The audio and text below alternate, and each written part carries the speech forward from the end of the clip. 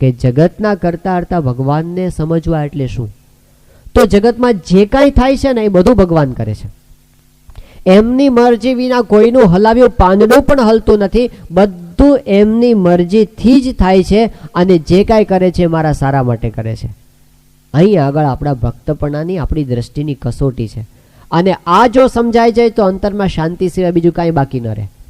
જે અશાંતિ આપણને રહે છે ને એનું કારણ જ એ છે કે આપણે ભગવાનને કરતા નથી સમજી શકતા. ઘણા લોકો આમ કરતા માને કે બધું જગત ભગવાન જ કરે છે ને, ઉપરવાળો બેઠો બેઠો બધું કરે છે, પણ પોતાને શરદી થાય ત્યારે માનવું કઠણ પડે કે આ મને શરદી એમણે કરી. પોતાને પેટમાં દુખે. અનંત કોટી બ્રહ્માંડના કરતા કરતા ભગવાન ખરા, પણ તમારા ઘરની અંદર કોઈકનો સ્વભાવ આપણને નડે એવો હોય તો એ વખતે આપણને મનાય છે કે ભગવાન કરતા હરતા છે. આપણો બોસ નોકરીની અંદર આપણને ખખડાવી નાખે બરાબર, આપણને મનાય છે કે આ ભગવાનની ઈચ્છાથી થયું છે અને જે થયું તે મારા સારા માટે થયું છે. એનાથી આગળ વધીને આપણને ધંધામાં નુકસાન જાય, ખોટ જાય, સારી પેઠે દેવું ચડી જાય, એ વખતે આપણને મનાય છે કે ભગવાને કર્યું અને જે કરે એ સારા માટે કરે છે. જ્યાં જો મનાઈ જાય ને તો અશાંતિ થાય જ નહીં. પણ આ છે સિદ્ધાંત જે આપણને મોટા પુરુષોના જીવનમાં જોવા મળે છે. કોઈ પણ ઘટનાની અંદર આપણને પ્રમુખ સ્વામી મહારાજના જીવનમાં આ એક વિશેષતા દેખાય કે કંઈ પણ ઘટના બને છે ને એ બધી ભગવાનની ઈચ્છાથી જ બને છે. ગાંધીનગર અક્ષરધામની અંદર એટેક થયો એ વખતે સ્વામીશ્રી પોતે ત્યાં બહુ જ શાંતિ બધાને રખાવી, નહીંતર તો આખો ગુજરાતમાં હુલ્લડો ફાટી નીકળે એવી પરિસ્થિતિ હતી. સ્વામીશ્રીએ પોતે સહન કર્યું, સૌને શાંત રાખ્યા અને એની જે પ્રાર્થના સભા થઈ એમાં સ્વામીએ સૌને જે અપીલ કરી આ જ વાત કરી. સ્વામી કે ભગવાનની ઈચ્છાથી બધું થાય છે, સ્વીકારી લેવું.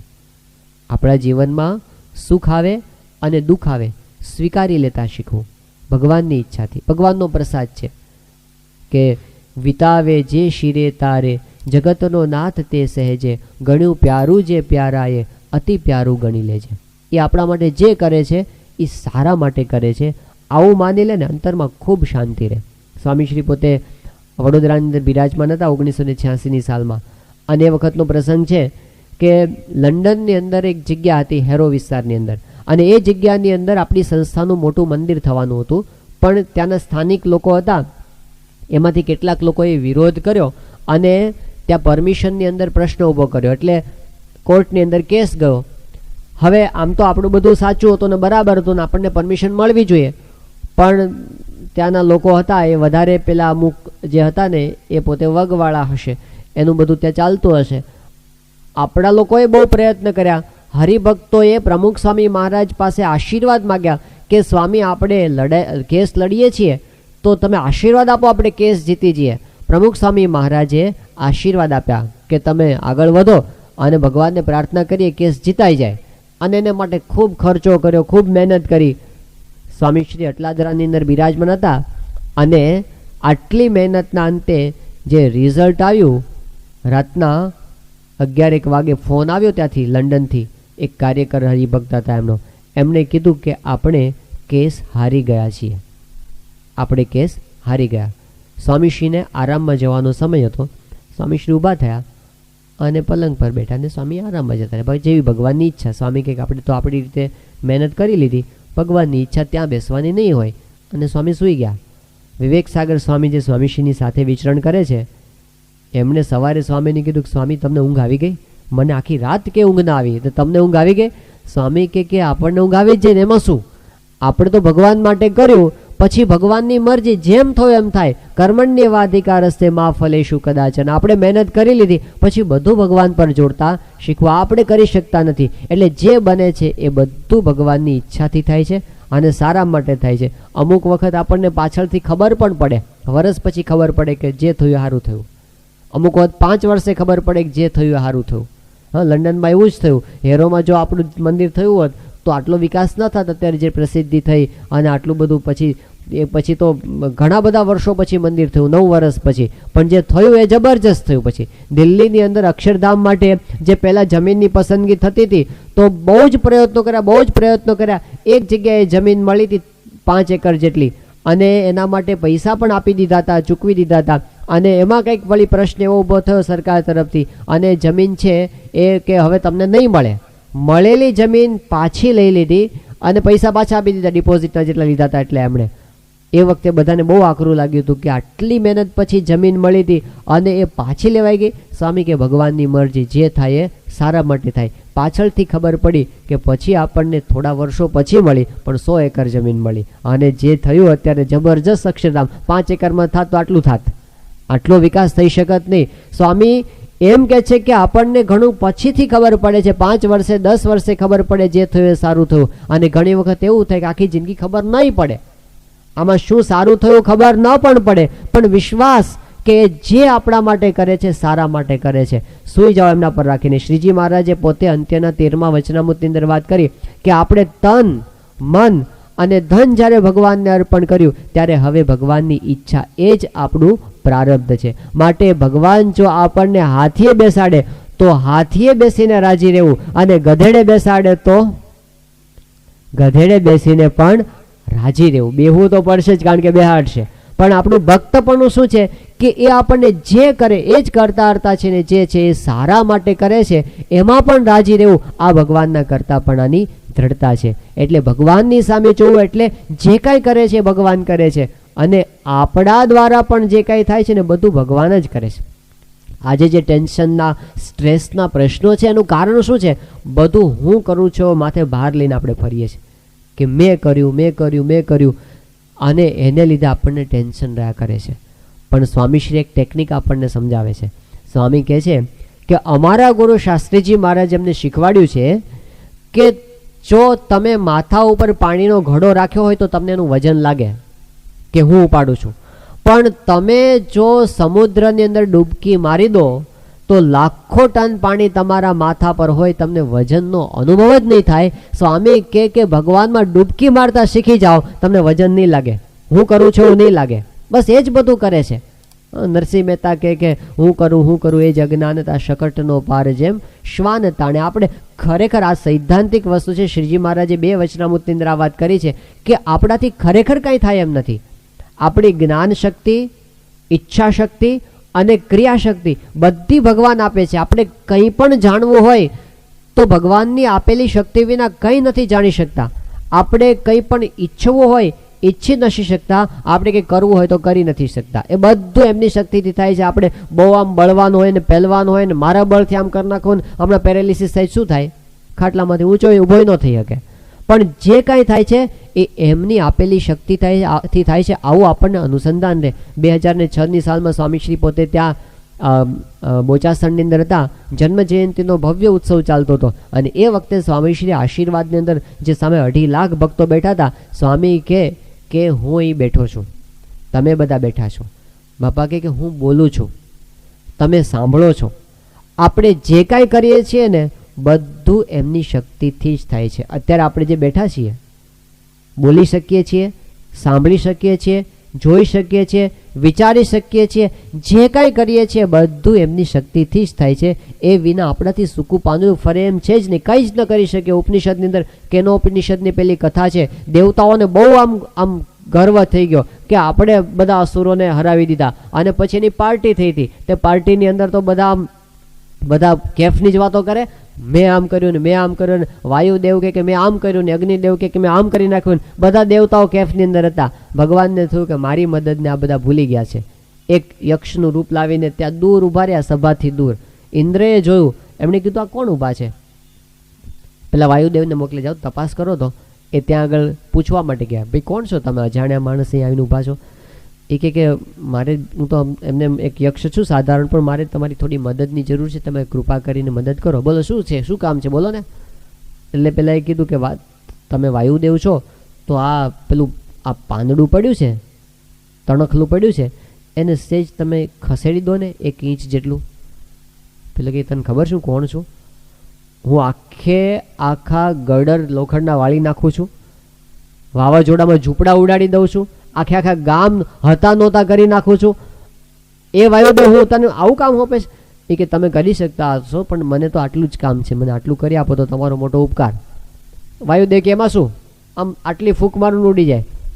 ફૂંક મારી હલ્યું નહીં, બહુ ફૂંક માર્યું હલ્યું નહીં, બહુ તાકાત કરી, બહુ તાકાત કરી, બહુ તાકાત કરી, બધી તાકાત કરી નાખી, તણખલું હલ્યું નહીં.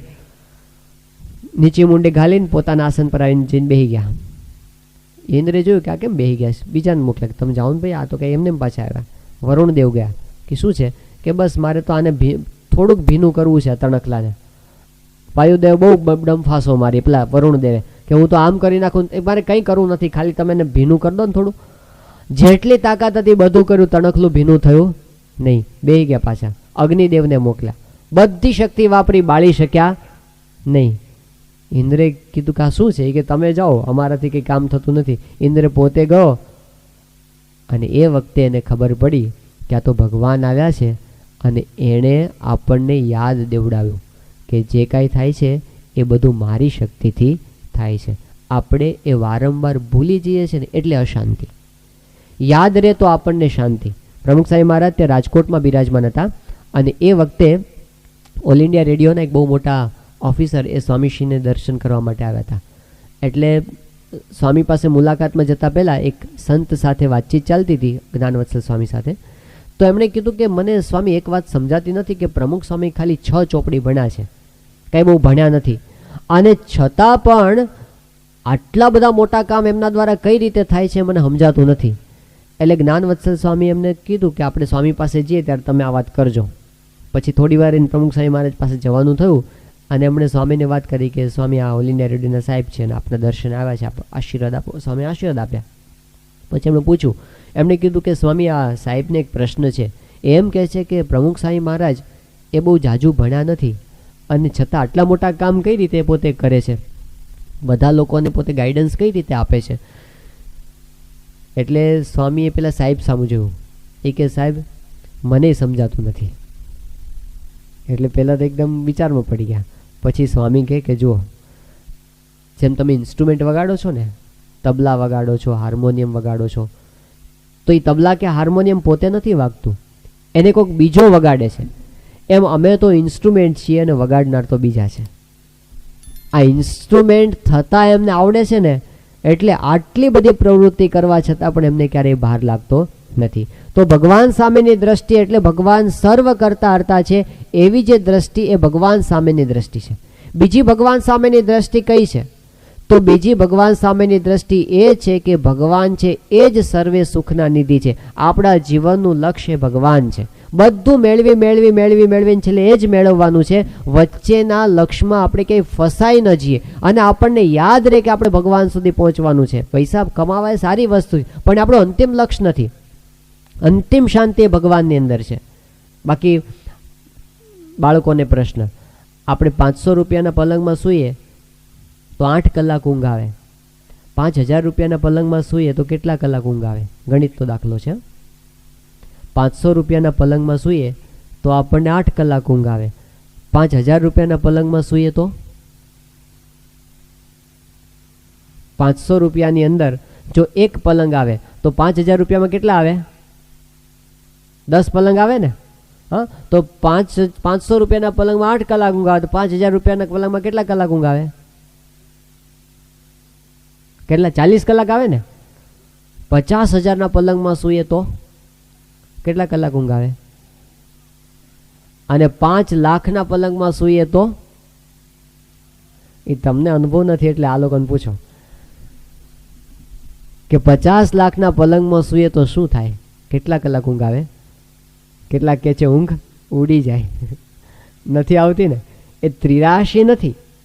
ત્રિરાશી નથી કે આટલું એટલે 2 લાખ રૂપિયા જેની પાસે હોય ને 1 કિલો, એ કોઈ યુનિટ કોઈ કાઢ્યું નથી સુખનું, પણ કદાચ યુનિટ હોય તો જેની પાસે 2 લાખ રૂપિયા હોય એની પાસે 1 કિલો સુખ હોય, તો 2 કરોડ રૂપિયા હોય એની પાસે 200 કિલો સુખ હોય. એવું કોઈ યુનિટ, એવું કોઈ માપ છે જગતમાં? નથી. એ ભ્રાંતિ છે આપણી, બહુ વ્યાપકપણે પ્રવર્તમાન ભ્રાંતિ. એટલે આપણે લક્ષ્યને ચૂકી જઈએ છીએ. એવું નથી કે વ્યવહાર નથી કરવાનો, પણ આપણને નજર સમક્ષ એવું રહે ભગવાન ભજવા છે આપણે આ દેહ કરીને. એ આપણા જીવનનું મુખ્ય લક્ષ્ય છે. જે વ્યાસજીએ કીધું, આલોડ્ય સર્વશાસ્ત્રાણી વિચાર્ય છે પુનઃ પુનઃ ઇદમ એકમ સુનિષ્પન્નમ ધ્યેયો નારાયણો હરિ. બધું કરીને આ જ કરવાનું છે. ભગવાનમાં ન જોડાણા, જિંદગી નકામી. જ્યારે પરીક્ષિતની છેલ્લી અવસ્થા ખબર પડી કે મારે અઠવાડિયામાં મરવાનું છે અને પછી પોતે ગંગાના તટ પર જતા રહ્યા અને ત્યાં જઈને બધા મોટા મોટા ઋષિમુનિઓને કન્સલ્ટ કરવા માંડ્યા કે હવે મારે એક અઠવાડિયું બાકી છે, અને જેનો અંતકાળ નજીક હોય એને છેલ્લે કયું કામ કરવું જોઈએ એ તમે મને કહો. જેનો અંતકાળ નજીક હોય એને કયું કામ કરવું જોઈએ જેનાથી એને જીવનમાં સાર્થકતાની અનુભૂતિ થાય. ઘણા બધા ઋષિ મુનિઓને મળ્યા પણ કોઈ એને જવાબ આપી શક્યા નહીં. અને એ વખતે ત્યાં સુખદેવજી પધાર્યા. 16 વર્ષની અવસ્થા છે સુખદેવજીની, અવધૂત અવસ્થાની અંદર હતા. એ આવીને ત્યાં આગળ બિરાજમાન થયા. બધાએ એમને સ્વાગત કર્યું. અને એ વખતે પરીક્ષિતે સુખદેવજીને પ્રશ્ન પૂછ્યો કે જેનું અંત અવસ્થા નજીક હોય કયું કામ કરવું જોઈએ કે જીવનમાં સાર્થકતાની અનુભૂતિ થાય. અને એ વખતે સુખદેવજીએ જવાબ આપ્યો, જન્મ લાભ પરઃ પુંસામ અંતે નારાયણ સ્મૃતિ. ભગવાનનું ભજન થાય એ જ જીવન જીવવાનો લાભ છે. આપણે જન્મ ધારણ કર્યો પૃથ્વી પર, જો એ ન કરી શક્યા તો એનો કોઈ મતલબ નથી. એ આપણની નજર સમક્ષ ને સવારે ઉઠીએ ને આપણને પહેલો વિચાર એવો આવો છે, ભગવાન ભજવા છે, ભગવાનને પામવા છે, એ આપણા જીવનનું લક્ષ્ય છે એવું આપણને સમજાય તો એને ભગવાન સામે દ્રષ્ટિ રાખી કહેવાય. ત્રીજી વસ્તુ, ભગવાન સામે દ્રષ્ટિ રાખવી એટલે શું? ભગવાન સામે દ્રષ્ટિ રાખવી એટલે ભગવાનનું સ્મરણ કરવું, એમને યાદ કરવા. દિવસ દરમિયાન એક સમય એવો હોવો જોઈએ જે સમયે આપણે ને આપણે ઈષ્ટદેવ બે જ હોય, બીજું કાંઈ જ ન હોય. એક એવો સમય હોવો જોઈએ જે સમયે આપણે બીજું બધું જ ભૂલી જઈએ, બીજા બધાને ભૂલી જઈએ. You can not fail if you forget everything else and everyone else. બીજું બધાને ભૂલી જવું અને બીજા બધું ભૂલી જવું, અને એ સમયે આપણે ભલે એ 10 મિનિટ તો 10 મિનિટ પણ એમાં તન્મય થઈ જવું. જે અયોધ્યા પ્રસાદજી મહારાજે પ્રશ્ન પૂછ્યો ભગવાન સ્વામિનારાયણને કે આખો દિવસ તો જગતનો વ્યવહાર અમે કરીએ છીએ, પણ એક ઘડી ભગવાનનું ભજન કરીએ, ભક્તિ કરીએ, એમાં આખા દિવસમાં ઘણા બધા પાપ અમારાથી થઈ જાય છે, તો એમાંથી છૂટી જવાય એવો ઉપાય છે? સ્વામિનારાયણ ભગવાન કે છે ઉપાય. એક ઘડી એવું ભજન થાય કે તલ્લીન થઈ જવાય, બીજું બધું ભૂલાઈ જાય, તો એ ભજન છે એ આપણને સુખનો અનુભવ કરાવે અને બધા પાપમાંથી મુક્તિ કરાવે. એમને એમ નહીં, ભજન કરવા બેઠા એટલે એવું નહીં કે માલા તો કર્મે ફિરે ઓર જીભ ફિરે મુખ માહી, મનવા તો દહ દિશી ફિરે યહ તો સુમિરન નહીં. માળા હાથમાં ફરે, જીભ મોઢામાં ફરે અને મન બધી બાજુ ફરે, તો એ ભક્તિ નથી, એ સ્મરણ નથી. પણ એ વખતે આપણે બધાને ભૂલતા શીખીએ એવો એક સમય દિવસમાં હોવો જ જોઈએ. તો આપણે ત્યાં એને પૂજા આપણે કહીએ છીએ. ઘણા પ્રાર્થના કહે છે. ગાંધીજી એને પ્રાર્થના કહેતા હતા કે એ પોતે જ્યાં સુધી પ્રાર્થના ન કરે ત્યાં સુધી એમને ચેન ન પડતું. અને તો પોતે બહુ સ્પષ્ટપણે કહેતા હતા કે મારા જીવનમાં પ્રાર્થના ન હોત તો હું ક્યારનો પાગલ થઈ ગયો હોત. તો ટેન્શન ઓછું કરવા માટેનો ઉપાય આ છે કે ભગવાનની સાથે આપણે દિવસમાં એક સમય આપણે અવશ્ય પણ એમને યાદ કરવા. એ ભગવાન સામેની દ્રષ્ટિ. બીજું, ભગવાન સામેની દ્રષ્ટિ એટલે શું? તો ભજન કરતાં કરતાં ક્રિયા કરવી. આપણે જે કાંઈ ક્રિયા કરીએ છીએ ને એની અંદર પણ ભજનને, એમાં કંઈ સ્પેશિયલ ટાઈમ કાઢવાનો નથી. એ તો આપણે જે કાંઈ ક્રિયા કરીએ કરતાં કરતાં થઈ શકીએ. અત્યારે આપણે ઘરેથી આવ્યા અહીંયા તો માળા, જે બેઠા બેઠા આવ્યા હોય માળા ફેરવી શકે. ચાલતા ચાલતા આવ્યા હોય એ મનમાં સ્વામિનારાયણ સ્વામિનારાયણ થાય કે ન થાય, બીજી કોઈ વાતચીત અગત્યની ન ચાલતી હોય તો આપણે ભજન કરી શકીએ સ્વામિનારાયણ સ્વામિનારાયણ, તો થઈ શકે. આપણે દુકાને જઈએ તો થાય ભજન સ્વામિનારાયણ સ્વામિનારાયણ થઈ શકે. આપણે નોકરીમાં બેઠા હોઈએ તો થાય. શિવલાલ શેઠ પોતે ધંધા ઉપર બેઠા હોય ને તો બાજુમાં ચોપડો રાખતા વચનામૃતનો, અને એક ગ્રાહક જાય ને બીજો ગ્રાહક આવે એની વચ્ચેના સમયમાં પોતે ચોપડો ખોલીને વાંચે, શાસ્ત્ર વાંચતા, ગ્રંથ વાંચતા ત્યાં બેઠા બેઠા. તો ધંધા આગે ધંધા પીછા ધંધા, ધંધા મધ્ય ધંધા, ધંધા મધ્ય ધ્યાન લગાવે સો સાહેબ કા બંદા. આપણે કરતા કરતા કરી શકીએ. આપણે સવારે નાતા ધોતા કરી શકીએ ભજન. હા, થાય. કુંડળની અંદર સ્વામિનારાયણ ભગવાન બિરાજમાન હતા, દરબારો બધા ભેગા હતા, અને ત્યાં પેલી નદી છે, ઉતાવળી નદી, ત્યાં જાય છે. એમાં બધા સ્નાન કરવા માટે ગયા હતા, અને બધા દરબારોને તો બહુ મજા આવી ગઈ. ધુબાકા ઉપર ધુબાકા, બહુ નાયા. મહારાજ તો ક્યારના આવી ગયા હતા. એ લોકો આવ્યા 1.5 કલાક પછી, અને મહારાજ એમને જોયા. શ્રીજી મહારાજે કીધું કે ક્યાં હતા તમે? એ કે મહારાજ અમે તો નાયા, બહુ મજા આવી. મહારાજ કે ભજન કરતા કરતા નાયા હતા, સ્મૃતિ કરી હતી? એ કે મહારાજ એવું તો કાંઈ અમે કર્યું નથી. તો શ્રીજી મહારાજ કે તમે બધા લોહીમાં નાયા છો, જાઓ પાછા જાઓ, પાછા નદીમાં નાવ, અને ભજન કરતા કરતા નાઈને પાછા આવો, ત્યારે શુદ્ધ પાણીમાં નાયા તમે કહેવાશો. અને એવી રીતે નાવા માટે અમને મોકલ્યા. હવે આ જે સિદ્ધાંત છે એ આજથી 200 વર્ષ પહેલાં જે ઉતાવળી નદીમાં નાતા હોય એ લોકો માટે જ છે કે આજે આપણે બાથરૂમમાં સવારે નાતા હોય એ લોકો માટે પણ છે? કે ભગવાનના ભજન વિના આપણે નાતા હોઈએ તો એ આજે શેમાં નાયા કહેવાય? કેમ આપણે એ વખતે બહુ બિઝી હોઈએ છીએ, આપણે કેમ નથી કરી શકતા ભજન? બહુ વ્યસ્ત છીએ એ વખતે, પણ નક્કી નથી કર્યું કે મારે આ કરવું છે. ભગવાનની સામું જોવું એટલે ભજન કરતા ક્રિયા કરવી. ગુણાતીતાન સ્વામીએ કેટલા મોટા આશીર્વાદ આપ્યા છે. એ કહે છે કે ભજન કરતા કરતા ક્રિયા કરો તો અંતરમાં ટાઢું રહે. તે ગરડાની અંદર અન્નકૂટનો ઉત્સવ કરતા હતા મહારાજ, અને એ વખતે બહેનો બધા ભજન કરતા કરતા ક્રિયા કરે.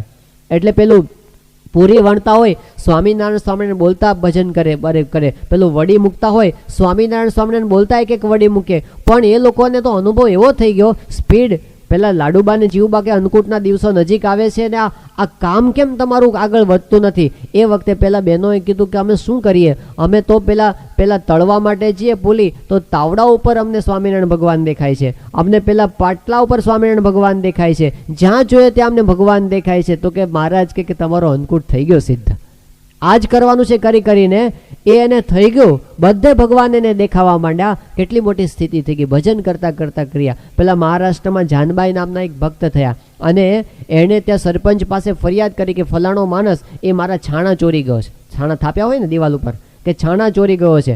તો તરત ત્યાં હાજર કરવામાં આવ્યો માણસને. એણે કીધું કે મેં નથી ચોર્યા, આ છાણા તો મારા જ છે, મેં જાનબાઈના છાણા ચોર્યા નથી.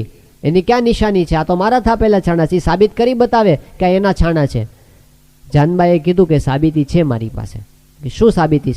કે તમે એ છાણાને કાને અડાડજો, જે છાણા મારા થાપેલા હશે ને એમાંથી વિઠ્ઠલ વિઠ્ઠલ વિઠ્ઠલ અવાજ સંભળાશે.